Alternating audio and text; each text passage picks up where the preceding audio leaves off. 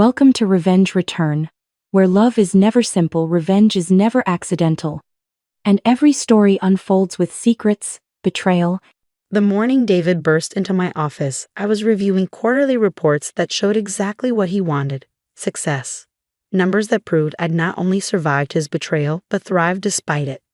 "This is bullshit, Marcus," he shouted, slamming his hands on my desk. "You're making millions while I'm struggling to keep my company afloat. We started this together. I deserve half." I looked at my older brother, noting the expensive suit that couldn't quite hide his desperation. His perfectly styled hair couldn't mask the gray creeping in at his temples. David had always been the golden child. Charming, confident, seemingly destined for success. Now he looked like a man watching his empire crumble. "Funny how you remember partnership now," I said quietly, "when 5 years ago you had no problem stealing the Anderson contract and leaving me to deal with the fallout." His face flushed. "That was business, nothing personal. You were too cautious, too slow. Anderson wanted results. Anderson wanted quick profits, and you gave them false projections to get their business." I cut him off. "When it all fell apart, you let me take the blame. Remember that, David?" I did. Every excruciating detail was burned into my memory. 5 years ago, Anderson Corp had been our biggest potential client. Landing their contract would have transformed our small software development company into a major player. David had been lead on the project, handling all client communications while I managed the technical side. What I didn't know was that he'd been lying to both sides, promising Anderson impossible deadlines while hiding their true requirements from our development team. When everything imploded, he jumped ship with the remains of the contract, leaving me to face the lawsuits and debt. "That's ancient history," David said, waving his hand dismissively. "Look at you now. Pioneer Tech is one of the fastest growing companies in the industry, the same industry I helped you break into, by the way." I felt my jaw clench. "The industry you tried to lock me out of after you left? When you called every contact we had and told them I was unreliable, incompetent?" He had the grace to look uncomfortable. "I was angry. You wouldn't listen to my ideas, always insisting on doing things your way." "My way?" I stood up slowly. "You mean the legal way? The way that didn't involve fraud?" David ran his hands through his hair, his composure cracking. "Look, I know I made mistakes, but we're brothers. Family. Whatever happened between us, that doesn't change." I almost laughed. Family. He played that card before, when he needed something. When he wanted me to cover for his mistakes, to work longer hours while he took credit for my innovations. "Why now, David? Why come asking for half my company today?" He hesitated, and I knew I had him. "Stone Tech is making moves," he finally admitted. "They're acquiring smaller companies, consolidating the market. My company, we're not in a position to compete." There it was. David's company was failing, and he needed a lifeline. Stone Tech, our biggest competitor, was known for aggressive takeovers that left nothing behind. "So you thought you'd claim half of Pioneer Tech?" I asked. "Based on what? The partnership you abandoned 5 years ago?" "I have documentation," he said, pulling out a folder.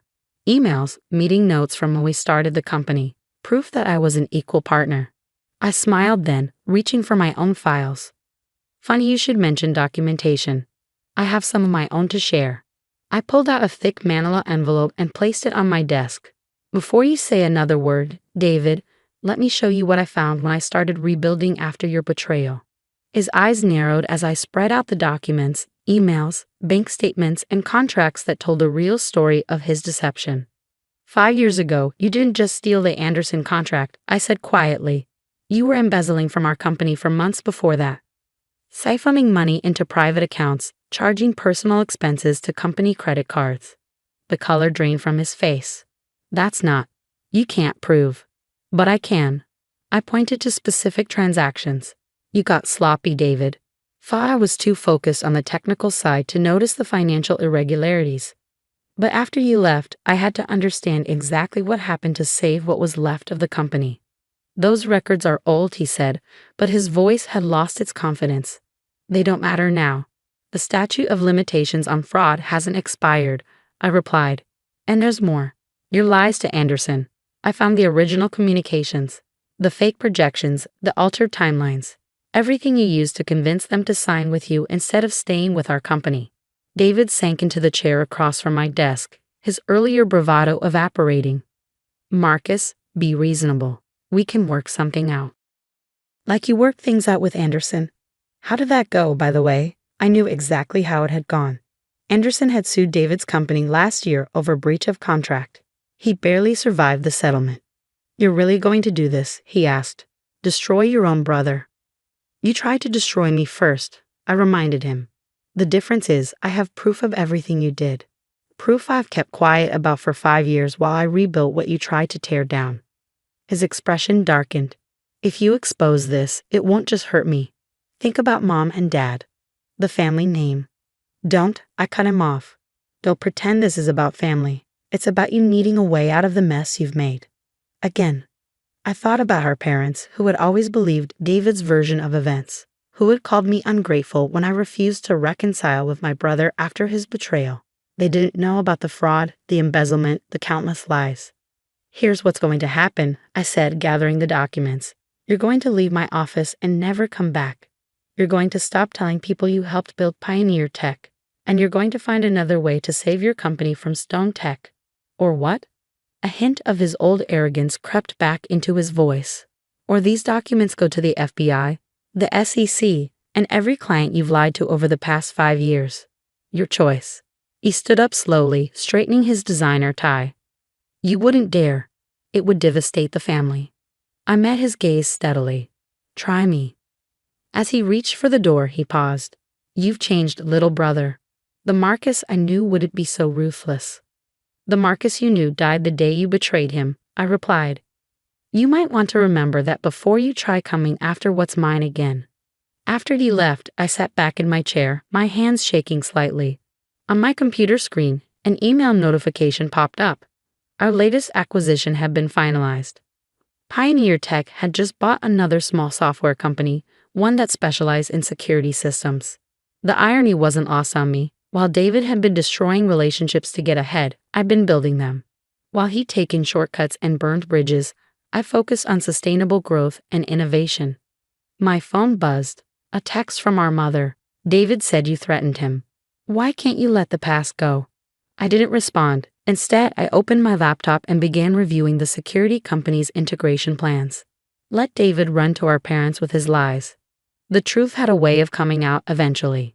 The next morning, my assistant Sarah rushed into my office. Mr. Marcus, you need to see this. She handed me her tablet, open to a business news site. The headline made my blood run cold. Stone Tech announces merger with David Chen Software Solutions. My brother had made his choice. Now it was time to make mine. I stared at the headline, understanding hitting me like a physical blow. David hadn't come to me for help. He'd come to assess Pioneer Tech's vulnerabilities before aligning with our biggest competitor.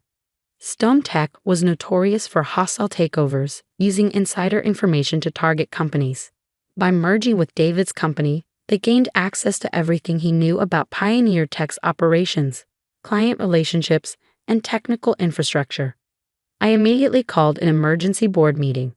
As I waited for everyone to arrive, I reviewed the documents I had on David's past fraud.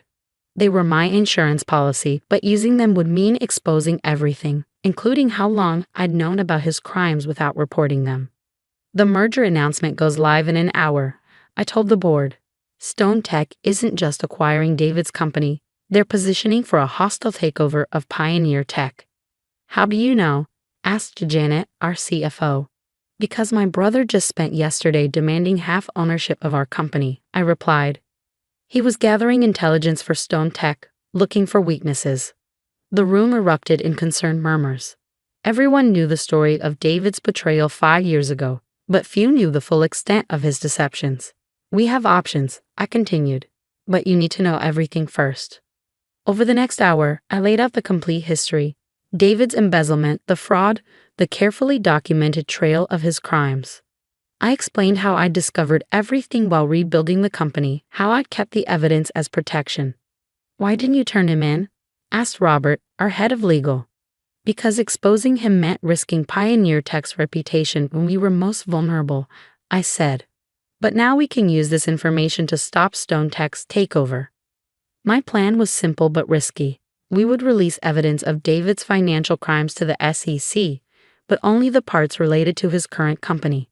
It would torpedo the merger with Stone Tech without exposing Pioneer Tech to scrutiny about our past. Stone Tech's due diligence will uncover these issues eventually, I explained. We're just accelerating the timeline. Once they realize David's company is radioactive with fraud, they'll back out. The board voted unanimously to proceed. Within hours, our lawyers had prepared the necessary documentation and submitted it to regulatory authorities. The effect was immediate. Stone Tech's stock plummeted as news of their merger with a fraudulent company spread. David's company faced immediate investigation, and the merger was suspended pending review. That evening, as I worked late in my office, David stormed in again. But this time, he looked desperate rather than arrogant. "You've ruined me," he snarled. "Stone Tech is backing out, my investors are fleeing, and the SEC is investigating everything." "You ruined yourself," I replied calmly. "I just made sure everyone else could see it too."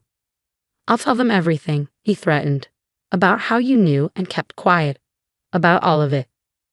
"Go ahead," I said, standing.